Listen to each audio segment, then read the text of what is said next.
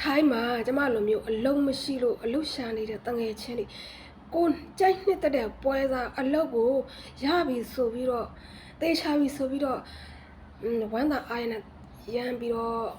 မတွားလိုက်ကြနဲ့ပေါ့နော်ဘာလဲဆိုလို့ရှိရင်ကျမဆိုလို့ရှိရင်တစ်နှစ်ခွဲပေါ့နော်အလုံးမရှိတဲ့အခါကျတော့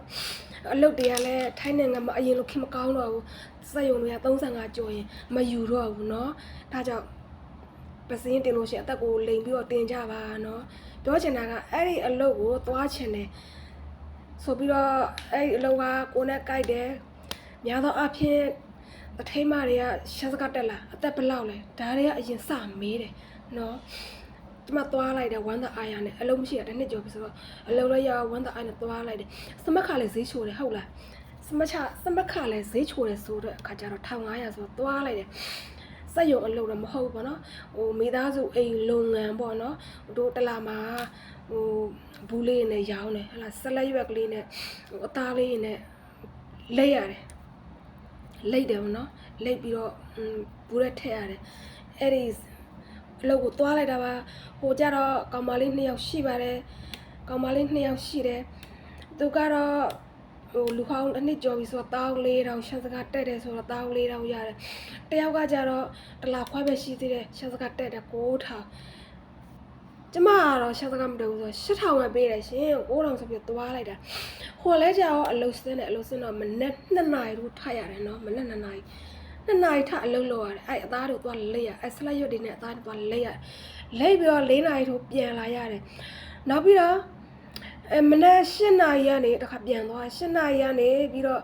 ည10နာရီခွဲ10နာရီခွဲ17ထိအောင်အလုပ်လုပ်ရတယ်เนาะဆန်ပေးပါတယ်အခန်းရင်ပြီးတော့ free ပေါ့เนาะဆန်ပေးတယ်ဘဲမလဲအဲ့ချိန်เนาะအပြန်ကြရေမုတ်ချုံမှနဲ့စားမှနဲ့တောက်မှနဲ့เนาะပိုးဆိုးတာကမနေ့2နာရီတို့သွားပြီးတော့အလုပ်လုပ်ပြီး4နာရီပြန်တယ်9နာရီထောင်အိမ်မပြောတော့ဘူးเนาะအဲ့ဒါလို့ကျမ်းပါကြီးထိခိုက်မယ်เนาะဒါကြောင့်ပြန်လာခဲ့ပါတယ်ကျမ3ရက်ပဲအလုပ်လုပ်ခဲ့တယ်နောက်တစ်ချက်ကရှိသေးတာကသူကလာစာကိုတလနဲ့မှ15ရက်45ရက်ပြည့်မှထုတ်ပေးပါတယ်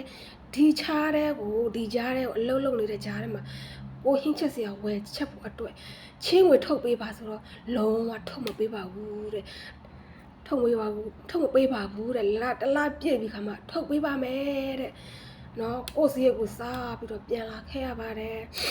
နော်ကျမရှိကထွက်သွားတဲ့ကောင်မလေးပတ်အိုးမှာ2ယောက်ဆိုလို့ရှိရင်သူတို့2ယောက်ဆိုရင်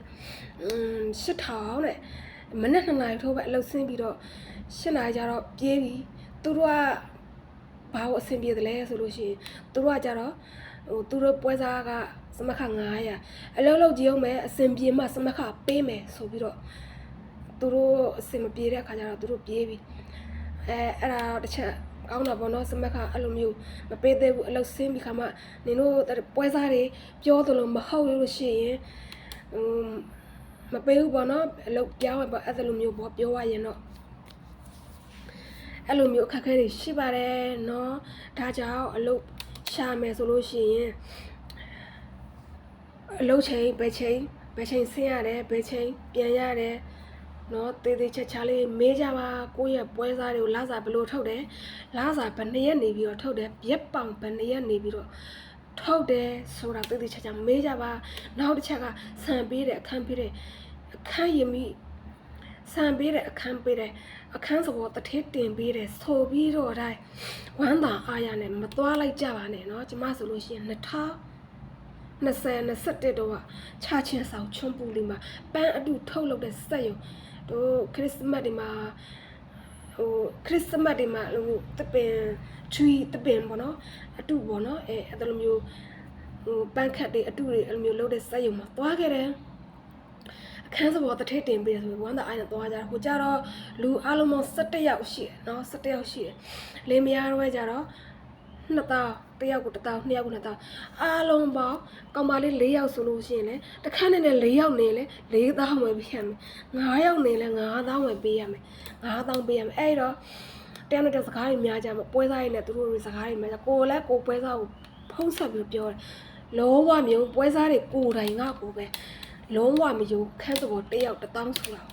အဲ့မှာစကားတွေများပြီးတော့အလုပ်တွေမစင်းကြတဲ့ထက်မယူတော့အတင်းမောင်းထုတ်တယ်ပစ္စည်းလည်းအကုန်ကြီးရတယ်အဲ့ဆေးရအဲ့လိုပဲတဲ့အဲ့ဒါလိုမျိုးဟိုကြုံခဲ့တဲ့ခါကျတော့အဲ့မှာရှိတဲ့လူဟောင်းတွေက9နှစ်10နှစ်လောက်ရှိပြီအဲ့ဒီမှာသူတို့တော့လည်းပေးရတယ်9000နဲ့အခုလူတစ်တွေ1000ဆိုတဲ့ခါကျတော့အဲ့ဒီ1000သူတို့လည်း3000ထပ်ပြီးတော့ဖြတ်ခံရပါတယ်အဲ့ဒါလိုမျိုးကြုံခဲ့ရပါတယ်ဒါကြောင့်မို့လို့အလုရှာမယ်ဆိုရင်တေးသေးချာချာလေးစုံစမ်းလေးလာပြီးတော့ရှာကြပါလို့နော်အလုပ်ရပြီဆိုတိုင်းဝမ်းသာအားရနဲ့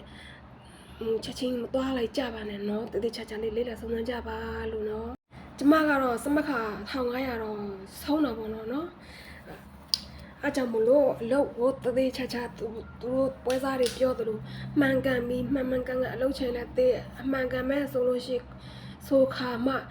4-5ရက်လောက်ရှိမှစမခပေးရတယ်ဆိုလို့ရှိရင်တော့ပိုကောင်းတာပေါ့နော်ဒါကြောင့်မလို့တသေးချာချာလေးလေးလာကြပါလို့ကျွန်မပြောချင်ပါတယ်